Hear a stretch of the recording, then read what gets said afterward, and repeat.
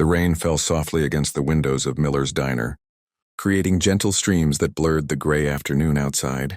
Inside, the warmth embraced everyone who entered, along with the comforting smell of fresh coffee and homemade bread. At a corner booth by the window, a man sat alone. His name was Daniel. He was tired, the kind of tired that settles deep in your bones after too many late nights and early mornings. His dark hair was slightly messy, and there were shadows beneath his eyes that told stories of sleepless hours. Daniel stared at the menu without really seeing it. He had come here to escape the silence of his empty apartment, yet somehow he still felt alone even in this crowded place. The waitress brought him coffee without asking. He thanked her with a small nod and wrapped his cold hands around the warm cup. He ordered a simple meal, a sandwich and soup, nothing fancy. He just needed something warm, something real. As he waited, he watched the rain trace patterns on the glass, each drop following its own uncertain path downward. The diner hummed with quiet conversations and the soft clinking of dishes.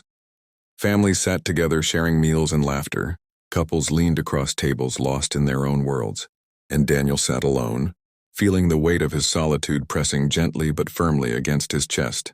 His food arrived, steam rising from the bowl of soup. He picked up his spoon slowly, but before he could take the first bite, he noticed someone standing beside his table. A woman stood there holding the hand of a small boy. Her name was Sarah. She looked exhausted, her jacket damp from the rain, her hair pulled back in a messy ponytail, but her eyes were kind, even though they carried a heaviness that Daniel recognized, the heaviness of someone trying hard to keep everything together. The boy beside her couldn't have been more than 4 years old. His name was Tommy. He had bright, curious eyes and cheeks flushed pink from the cold. He clutched a worn stuffed elephant under one arm. Sarah hesitated, clearly uncomfortable about interrupting a stranger. She shifted her weight from one foot to the other, and Daniel could see her gathering courage before she finally spoke. "Excuse me," she said softly, her voice almost apologetic. "I'm so sorry to bother you, but my son's hungry. The other tables are all full, and I was wondering, could we maybe stay here for a while, just until a table opens up?" Daniel looked up at her, then down at the little boy. Tommy was looking at Daniel's soup with the kind of innocent longing that only a hungry child can have. The boy's small hand gripped his mother's tightly. Something shifted in Daniel's chest, a small crack in the wall he had built around himself. "Of course," Daniel said, his voice gentle. He gestured to the empty seats across from him. "Please sit down." Relief washed over Sarah's face like sunshine breaking through clouds. "Thank you," she breathed. "Thank you so much." She helped Tommy climb into the booth, making sure he was comfortable before sliding in beside him. The boy immediately pressed his face against the window, watching the rain with wonder, his breath creating small circles of fog on the glass. Sarah called the waitress over and ordered, carefully, a grilled cheese sandwich for Tommy and just a cup of coffee for herself. Daniel watched as she opened her purse and counted out a few bills before putting them away. "You're not eating?" Daniel asked quietly. Sarah smiled, but it didn't quite reach her eyes. "I'm not that hungry," she said. "I had something earlier." But Daniel had seen the way her stomach tightened when the smell of food drifted past their table. He had seen how her eyes lingered on the menu before she closed it. Tommy swung his small legs under the table, humming a tuneless song to himself. His stuffed elephant sat propped against the window, keeping watch over the rainy world outside. "What's his name?" Daniel asked, nodding toward the elephant.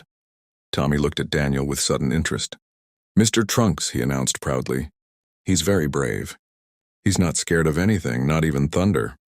"That's a good quality in an elephant," Daniel said seriously. And Tommy grinned, delighted that this stranger understood the importance of a brave elephant. Sarah watched the exchange with gentle surprise. "I'm Sarah, by the way," she said. "And this is Tommy. Thank you again for letting us sit here. We won't be in your way long." "Daniel," he replied. "And you're not in my way."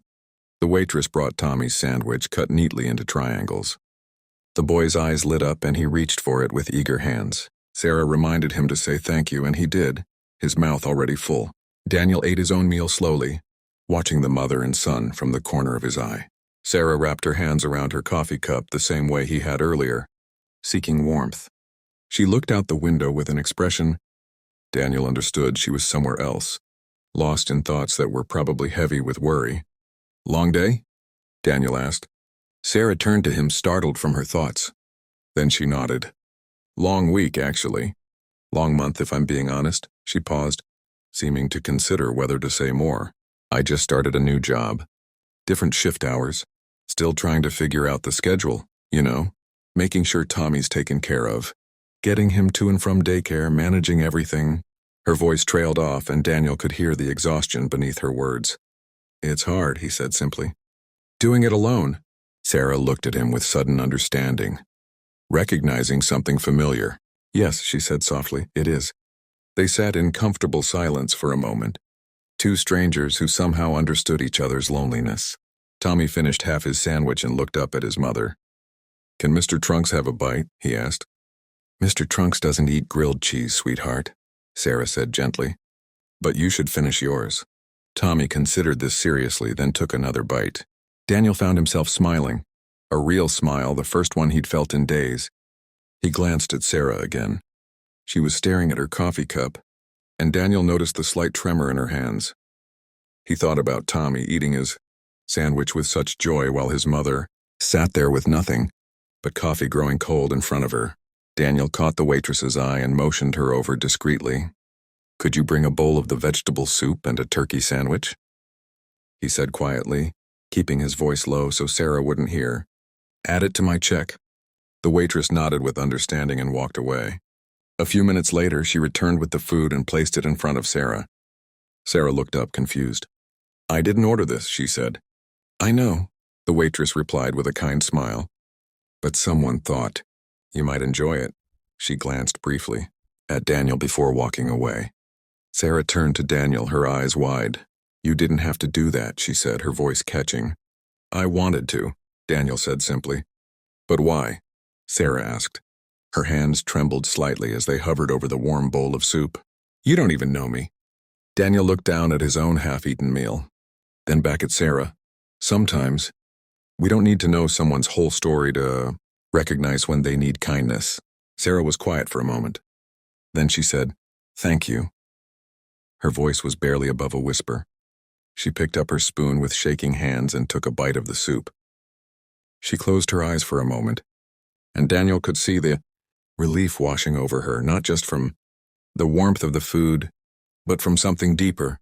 Tommy chattered happily between them, telling Daniel about his daycare, about his best friend Marcus, about the picture he drew of a dinosaur that his teacher said was very good. Daniel listened, really listened, asking questions and laughing at Tommy's enthusiastic stories. Sarah watched them both, her expression softening with each passing minute. Outside, the rain continued to fall, but inside the diner, something warm had settled over their little corner booth. "Do you come here often?" Sarah asked after a while. "Sometimes," Daniel admitted. "Usually when I don't want to eat alone at home." Sarah nodded slowly. "I understand that. The silence can be loud sometimes, can it?" "Yes," Daniel said, grateful that she understood. "It can." They talked as they ate, small, gentle conversations about nothing important and everything important. Sarah told him about her job at the hospital, working as a nurse's aide on the night shift.